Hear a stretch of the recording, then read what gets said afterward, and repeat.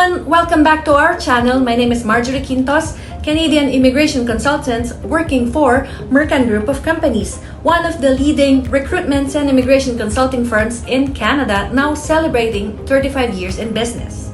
Nitong 2024, ang daming important announcements ang Government of Canada regarding the Temporary Foreign Worker Program, specifically for the low-wage stream.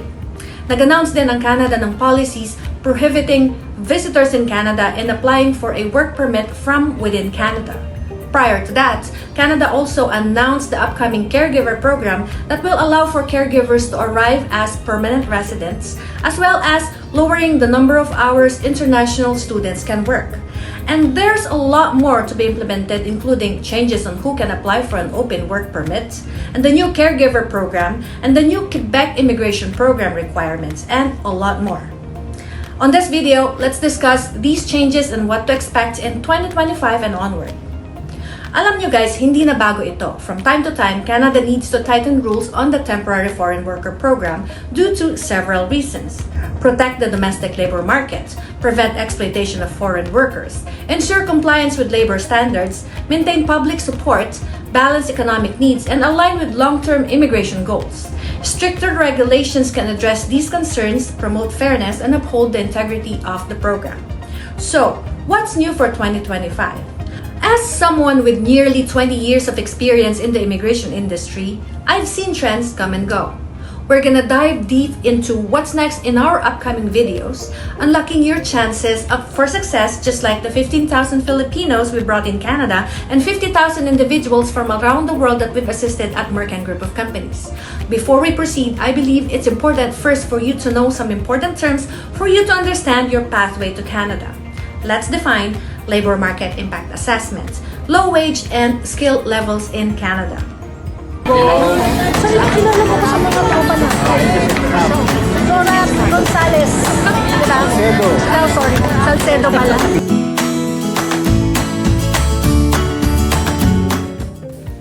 Una, alamin muna natin kung ano ang Labor Market Impact Assessments or LMIA.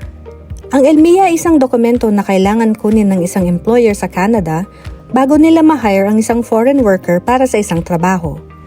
Ito ay kumbaga ay isang labor market opinion na binibigay ng Employment and Social Development Canada or ESDC na nagbibigay pahintulot sa employer na ma-hire ang isang foreign worker para sa isang tiyak, confirmed at legit na trabaho.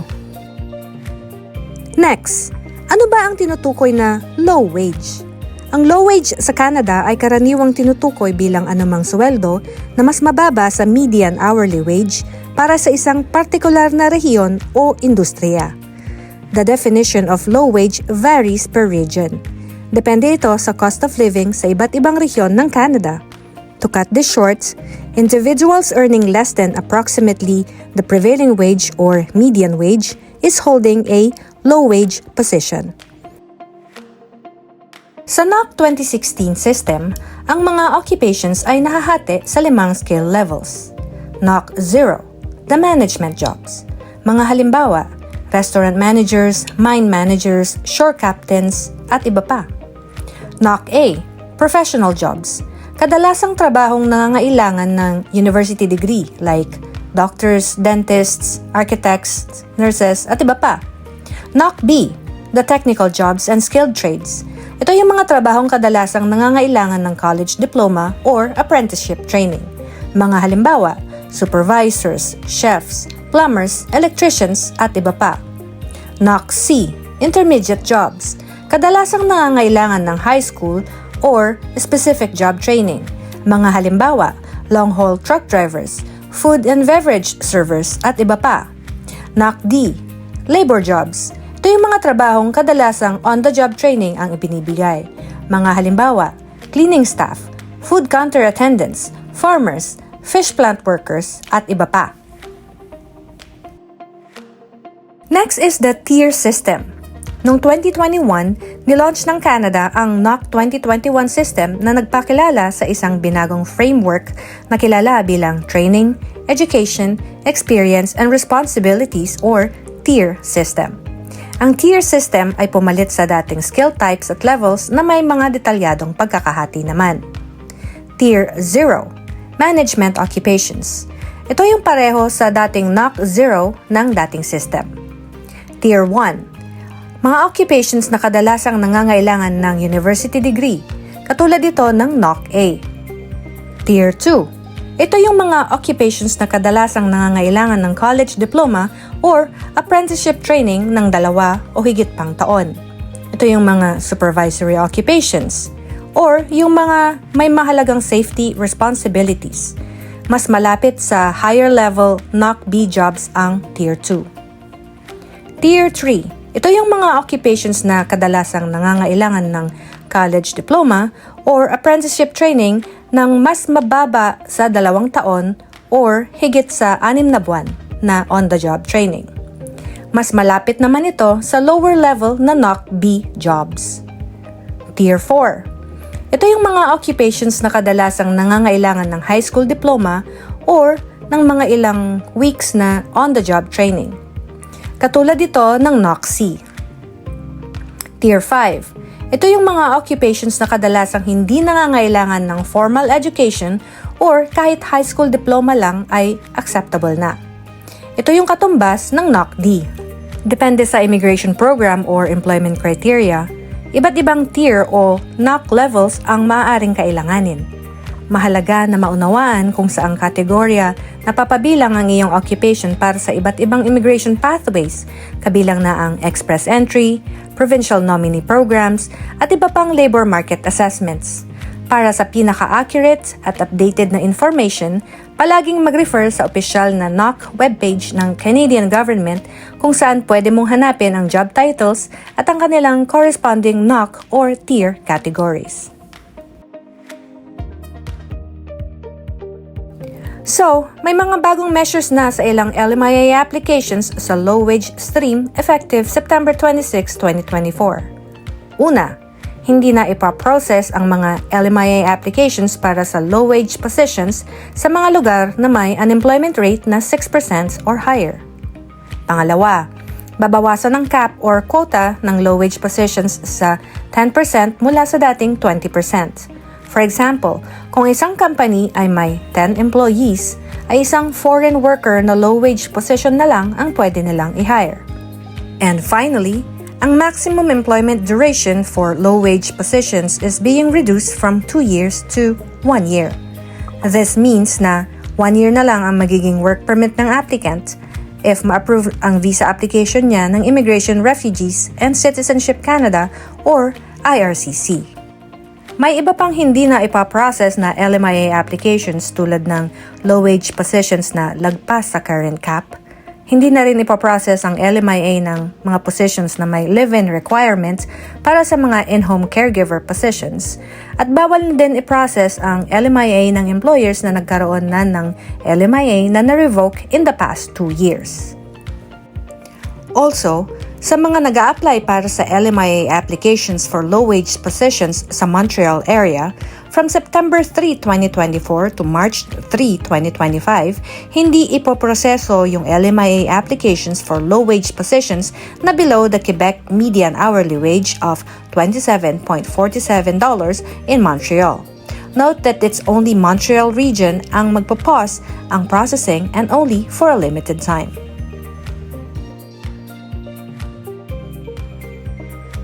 Ang mga pagbabago sa LMIA applications para sa low-wage positions sa Canada ay maaaring magkaroon ng malaking epekto sa parehong mga aplikante at employers. Narito ang breakdown kung ano ang maaaring ibig sabihin ng mga pagbabagong ito. For applicants, tighter eligibility.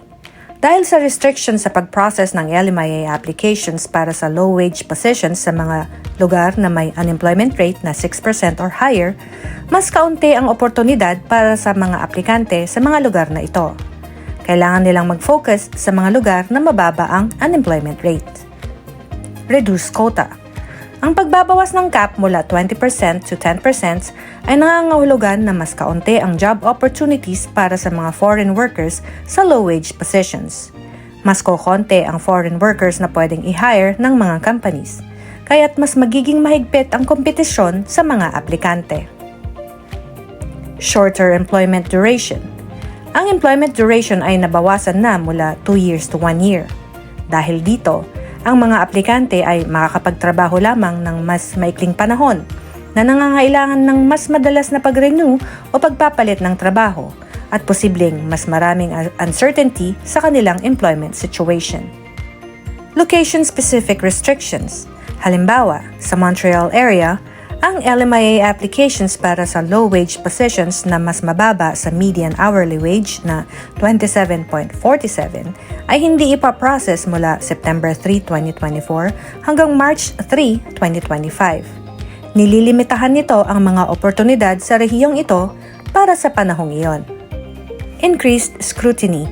Ang applications sa ilang kategorya tulad ng may live-in requirements o mula sa employers na may mga na-revoke na LMIA sa mga 2 nakaraang taon ay hindi na ipaprocess.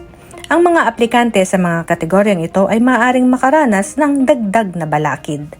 Next, what do these changes mean for employers? First, of course, stricter regional constraints. Ang mga employers sa mga lugar na may mataas na unemployment rate, like 6% of higher, as mentioned, ay hindi na makakapag-hire ng foreign workers para sa low-wage positions. Maaari silang mapilitan na maghanap ng local candidates or mag-isip ng ibang staffing strategies. Lower foreign worker cap. Dahil nabawasan ang cap ng 10%, mas kukonte ang low-wage foreign workers na pwede nilang i-hire. Ito ay magiging hamon lalo na sa mga businesses na heavily reliant sa low-wage positions at nagkakaroon ng labor shortages. Shorter hiring terms. Ang pagbabawas ng employment duration to 1 year ay nangangahulugan na ang mga employers ay maaaring maka-experience ng mas mataas na turnover at mas mataas na gastos at administrative work na kaugnay sa madalas na pag-hire at training. Next is ineligibility for certain positions.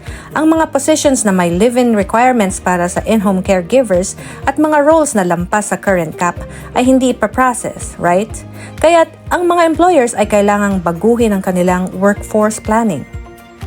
Impact in Montreal. Sa Montreal region, para sa limitadong panahon, ang mga employers ay makararanas ng dagdag na constraints dahil ang LMIA applications para sa low-wage positions na mas mababa sa Quebec median hourly wage ay hindi ipaprocess. Maaaring magdulot ito ng pansamantalang kakulungan ng staff sa ilang positions na may foreign workers. Compliance and risk management. Ang mga employers na may history ng revoked na LMIA ay hindi na makakapag-process ng bagong applications, kaya't mas binibigyang diin ang kahalagahan ng compliance at tamang management ng foreign worker programs. These changes appear aimed at encouraging the hiring of local workers, reducing employment, and tightening control over the foreign worker program to ensure it operates fairly and effectively. For both applicants and employers, adapting to these challenges will be crucial for future success in Canada's labor market. Now, let's go back to the goal of this video. That is, finding your pathway to Canada despite of the changes. Applicants who haven't made it to Canada may be wondering, may pag-asa pa ba? There are in fact some sectors that are not affected by these changes. These include agriculture, construction, food processing, education, health and social services, and home care providers for medical needs. Kasama rin na exempt ang mga occupations under high wage category at yung LMIAs that are processed under express entries purpose. Meron ding mga provincial nominee programs in Canada from which you don't need a job offer. Understand that in Canada, mataas ang visa refusal kung nag-a-apply ka sa isang work na wala kang work experience. Kaya it's my advice, especially sa mga nag-a-aspire na mag-Canada, to gain work experience in occupations na in demand before applying in Canada. This way, mas mataas yung chances mo of being approved to come to Canada and join our labor force here. Pagod na ba kayo? Well, ako, hindi pa. In this chapter, we'll be discussing the sectors that are still eligible for LMIA processing and what sectors are not affected. But before we dive in, I need you to know that LMIA is just one requirement. May work visa processing din na kailangang pagdaanan where your background will be checked for the officer to either approve or refuse your visa application. Having an LMIA doesn't guarantee you will get a work visa. I have a video where I discuss how you can be successful in your application abroad. Okay, so let's proceed. Ano yung mga LMIAs that are still eligible for processing? Let's go! First example of low-wage occupations that are still eligible for processing includes in-home caregiver positions. These roles are still eligible for processing, but there are some specific requirements that need to be met. To qualify, employers must provide a physician's note attesting to the person's medical states and needs. This include in-home caregivers for people with medical needs, as well as in-home caregivers for children in the custody of a person unable to care for them due to medical reasons. Unfortunately, caring for children na walang medical needs may not be eligible for LMIA processing. Also, please note, may mga hindi pwedeng mag-apply ng work permit from outside Canada or if in Canada, as a visitor, even if there's an LMIA approved in their name. Ang Foreign Worker Program for Caregivers works best in the province of Quebec. If you're applying from overseas and your employer is located outside Quebec, unfortunately, you can't apply for work visa from outside Canada and you would have to apply through the upcoming Caregiver Program, which allows for applicants to arrive in Canada as permanent residents. We'll share some more detailed information in another vlog. Next, we have the agricultural sector. The following industry groups are still eligible for LMIA processing: oilseed and grain farming, vegetable and melon farming, fruit and tree nut farming, greenhouse nursery and floriculture production, other crop farming, hog and pig farming, poultry and egg production, sheep and goat farming, aquaculture, other animal production, support activities for crop production, support activities for animal production. There's a lot of different areas, but basically, if you're working in agriculture, your role is likely still eligible for LMIA processing. Moving on to the construction sector. The following industry groups are still eligible for processing: residential building construction, non-residential building construction, utility system construction, land subdivision, highway, streets, and bridge construction, other heavy and civil engineering construction, foundation, structure, and building exterior contractors, building equipment contractors, building finishing contractors, other specialty trade contractors. So, if you're working in construction, your role is likely still eligible for LMIA processing. Next up, we have the food manufacturing sector. The following industry groups are still eligible for processing: animal food manufacturing, grain and oilseed milling, sugar and confectionery product manufacturing, fruit and vegetable preserving and specialty food manufacturing, dairy product manufacturing, meat product manufacturing, seafood product preparation and packaging, bakeries and tortilla manufacturing, other food manufacturing, beverage manufacturing. So, if you're working in food manufacturing, your role is likely still eligible for LMIA processing. Moving on to the education sector. The following industry group is still eligible for processing: elementary and secondary schools. So if you're a teacher or work in education, your role is still likely eligible for LMIA processing. Finally, we have the health and social services sector. The following industry groups are still eligible for processing: offices of physicians, dentists, offices of other health practitioners, outpatient care centers, medical and diagnostic laboratories, home healthcare services, other ambulatory healthcare services, general medical and surgical hospitals, psychiatric and substance abuse hospitals, specialty hospitals, nursing care facilities, residential development, handicap, mental health and substance abuse facilities, community care facilities for the elderly, other residential care facilities, individual and family services, community foods and housing, and emergency and other relief services, vocational rehabilitation services. There's a lot of different areas, but basically, if you're working in healthcare or social services, your role is still likely eligible for LMIA processing. Considered high-wage ba ang occupation mo in Canada? Then, no worries. Continuous pa rin ang processing ng LMIA applications ng mga high-wage occupations. May mga high-wage jobs that don't require a lot of formal education. For example, oil rig workers, welders, long-haul truck drivers, construction laborers, heavy equipment operators. Bear in mind that these jobs require training and many years of work experience for you to qualify. And finally, may super interesting info ko sa inyo lalo na sa mga nangangarap mag-migrate sa Canada. Alam nyo ba na maraming provinces sa Canada ang may Provincial Nominee Programs or PNPs? Several provinces provide a work permit support letter to their provincial nominees to allow nominees to apply for a temporary work permits without needing a labor market impact assessment, enabling them to work in Canada while their permanent residency application is being processed. Many PNP programs accept all skill levels.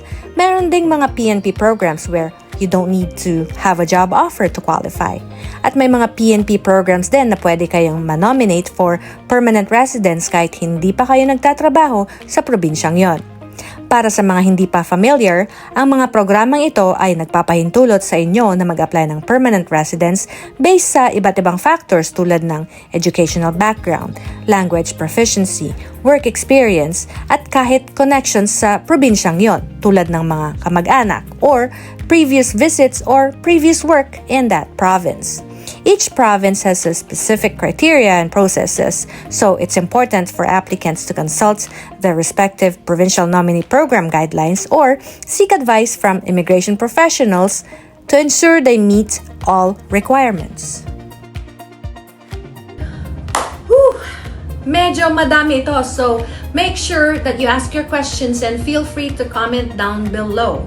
Lastly, don't forget to like and subscribe for more updates. Salamat sa panonood and I will see you on the next video. This has been Marjorie Quintos, Canadian Immigration Consultants, brought to you by Mercan Group of Companies. Bye!